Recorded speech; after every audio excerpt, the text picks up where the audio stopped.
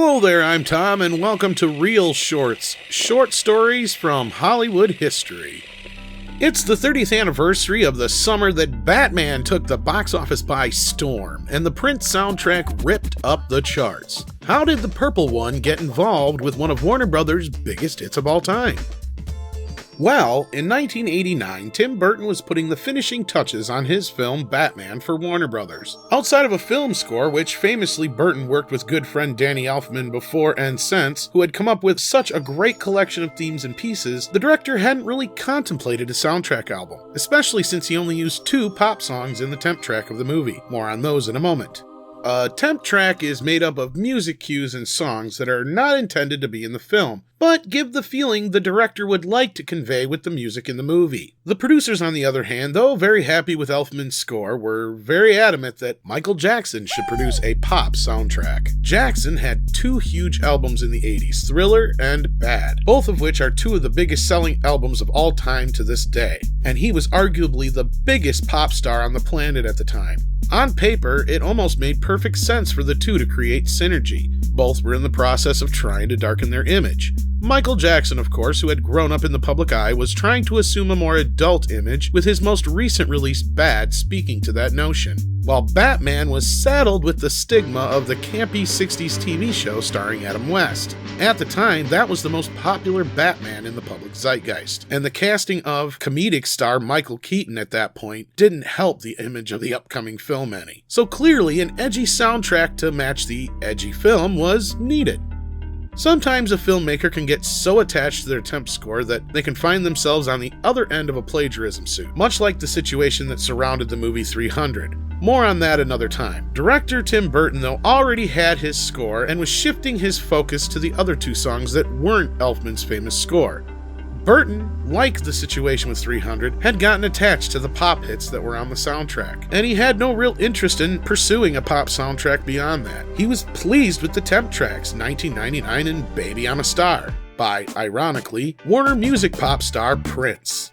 Everyone felt the songs fit the film so well that even star Jack Nicholson encouraged Tim Burton to reach out to Prince and see if he'd be interested in contributing to the film or just allowing the use of the songs. Burton, reluctant, feeling the pop star wouldn't want anything to do with the project, finally agreed and asked the artist if he'd be interested in either re-recording the songs for the film or crafting 2 or 3 new tunes. Prince, to Burton's surprise, was a huge Batman fan. It turned out the first song the composer learned on the piano was the famous theme to the 60s TV series. He agreed to see an early version of the film in consideration of the proposal. Prince loved the movie and was on board.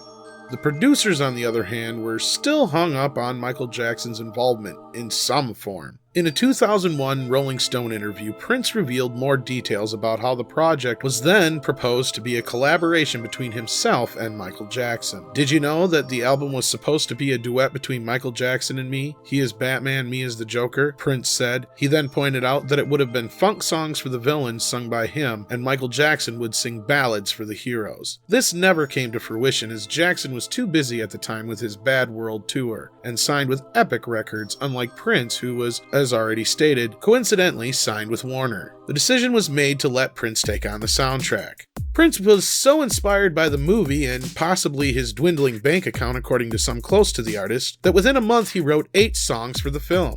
Burton was overwhelmed, but it was immediately evident that some type of concept album was on the table. But this was possibly the first concept album inspired by a film. It was released alongside the soundtrack by Danny Elfman.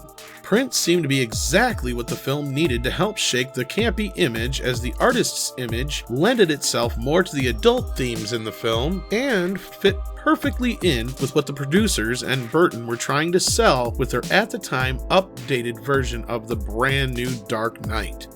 Prince recorded a couple more songs for the final release. 5 of the 10 songs made their way into the film itself. Party Man and Trust being the most prominent. The Future, Vicky Waiting, and Electric Chair can be heard in the background. Scandalous, one of the later additions, plays in the film's closing credits, and even contains a portion of Elfman's score. In the end, 9 songs would make up the album. The soundtrack would go on to be a massive hit like the movie. Party Man and Arms of Orion would prove to be top 40 hits in several countries outside the US, and the single Batdance, a last-minute replacement for an unreleased song as of this video called Dance with the Devil, on him and hold him tight. Give up to the feeling and don't try to fight. Want your soul. Batdance, even though not in the movie itself, though it did contain film clips, ended up rocketing to the top of the charts worldwide.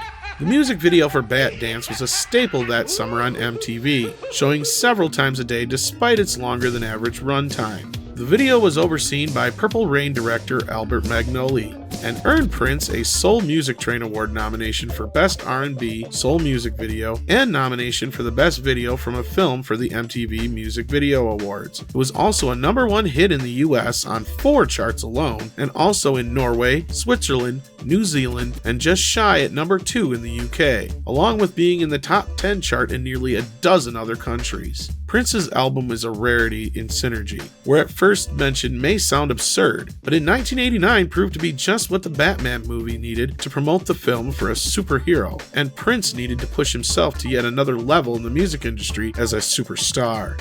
Do you think that if Michael Jackson would have done the soundtrack instead, or joined Prince, that it would have been as big of a hit?